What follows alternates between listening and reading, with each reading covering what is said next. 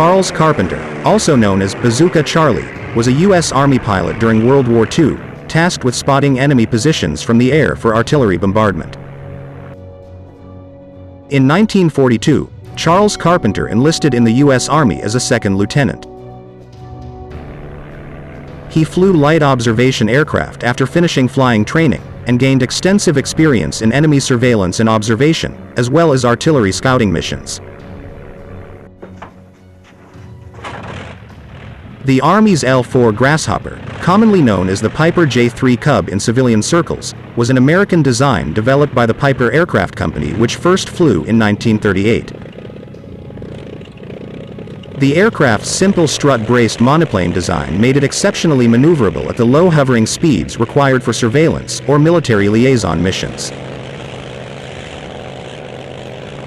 The Cub was so well suited for the job that the U.S. military ordered over 5,400 of the L-4 Grasshoppers for the war. Carpenter was assigned to the 4th Armored Division of General George Patton's 3rd Army as a Grasshopper pilot and artillery spotter. The task was initially quite safe. German troops rarely shot against unarmed scout planes for fear of giving away their position, giving Carpenter a lot of leeway in how he carried out his duties. Carpenter, on the other hand, grew tired of his artillery spotter duty as the war progressed, and began looking for methods to become more involved in the action. Carpenter was also involved in some ground combat.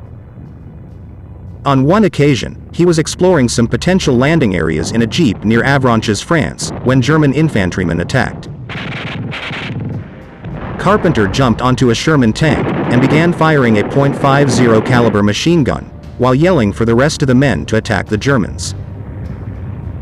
Despite the fact that he was not the unit's leader, the troops followed his orders and attacked the town, taking it in minutes. Carpenter, however, ordered his tank to fire at what he mistook for an enemy tank. The shot knocked a bulldozer plow off a fellow American tank. Carpenter was arrested and threatened with death by a firing squad for the friendly fire incident, until his commanding officer, General Wood, came to his aid. He was informed that he would face court-martial as a result of his actions. This decision was abruptly reversed by General Patton himself. Patton not only halted the trial, but also presented the major with the Silver Star for bravery. According to Patton, Carpenter was the type of American fighter he wanted in his army.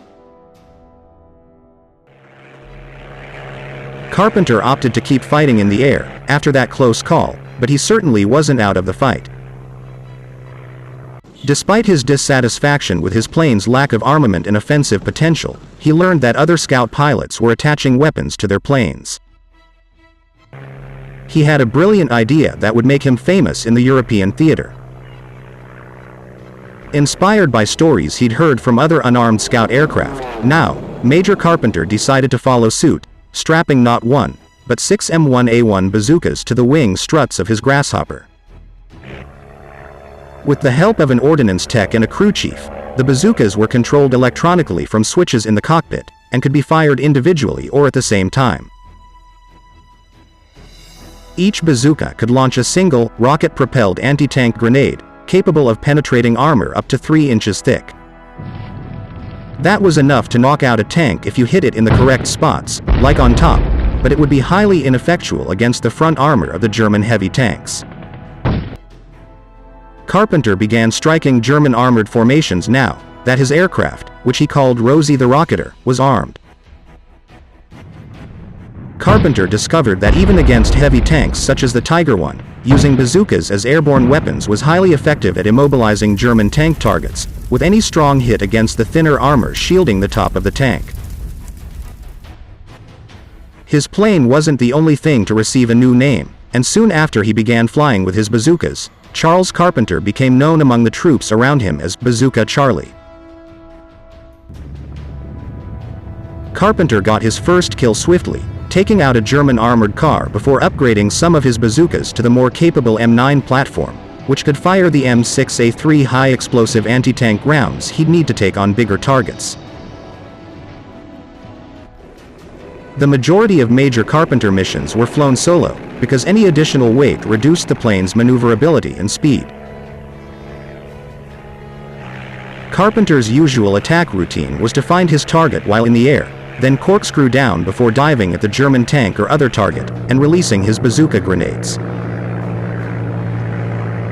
The Germans soon realized that the crazed Grasshopper scouting them was just as capable of destroying vehicles as the artillery he was directing, prompting them to fire on him whenever he appeared in the skies. Despite the barrage of gunfire, Carpenter would plunge his plane directly towards Nazi tanks, and open fire with his bazookas from only 100 meters above the ground. He would then pull straight up, trying to get out of range of enemy gunfire before they could shoot him down. Carpenter's longest mission was on September 20, 1944, during the Battle of Ericourt near Nancy, France. It all started with a surprise tank attack by German Armored Division forces, which pinned down many 4th Armored Division support units. Major Carpenter boarded his armed L-4 and flew into the skies, but due to dense fog, he couldn't see the ground below. He was getting worried since he couldn't locate the enemy. As the fog began to lift around noon, Carpenter noticed a company of German Panther tanks and armored cars rushing forward to Ericourt. Carpenter emptied all of his bazooka tubes, while diving through a torrent of German infantry fire, during a series of assaults against the German formation. He reloaded and flew 2 additional missions later that day. During the course of this lengthy expedition, he fired at least 16 bazooka rockets at the approaching enemy. 2 Panther tanks and other armored vehicles were immobilized by Bazooka Charlie, who also killed or wounded a dozen or more enemy troops. Charlie Carpenter gained another nickname, Mad Major, as a result of these exploits. Despite the fact that the strategy was effective, it was totally crazy. Many other pilots heard about Carpenter's adventures and intended to attempt it themselves, but discovered that flying their flimsy aircraft into a hail of German small arms fire was highly dangerous, and they reverted to their observation duties. Bazooka Charlie quickly added to his tally of victories, including 2 of the fearsome German Tiger tanks. By the end of the war, Carpenter was credited with destroying 6 enemy tanks, officially making him a tank ace, though his total count and contributions are likely much higher.